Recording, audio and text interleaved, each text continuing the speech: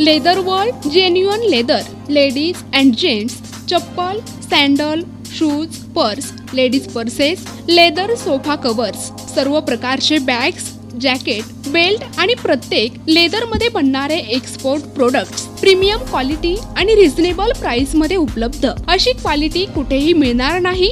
लेदरची 100% guarantee. पत्ता Ahmednagar, bungalow number 4, BSNL office पाठीमागे, hotel अशोकाजवळ, अहमदनगर. संपर्क क्रमांक 9604 32 78 63.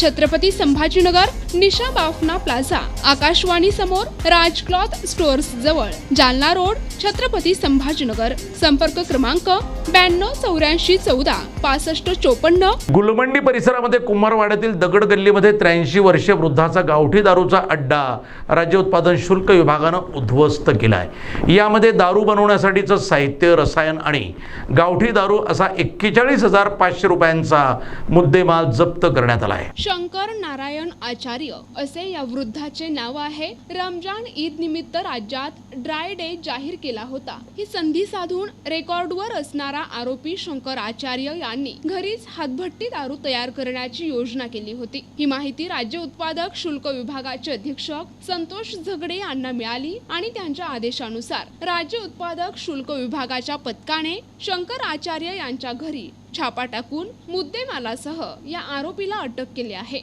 कुंभारवाडा गुलमंडी जिल्हा छत्रपती संभाजीनगर येथे एक व्यक्ती अवैधरित्या हातभट्टी तयार करत असल्याचे आढळून माहिती मिळाली. त्यानुसार त्या ठिकाणी छापा टाकला असता सदर व्यक्ती हातभट्टी निर्मिती करत असल्याचं आणि तो विक्रीसाठी तयार करत असल्याचं आढळून आलं.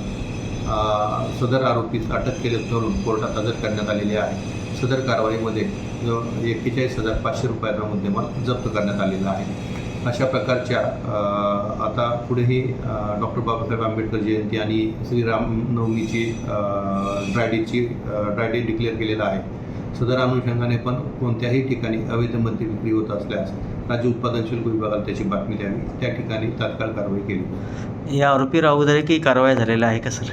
या आरोपीवरती अगोदरही पोलीस विभागाकडून आणि राज्य उत्पादन शुल्क विभागाकडून कारवाई करण्यात आलेली आहे.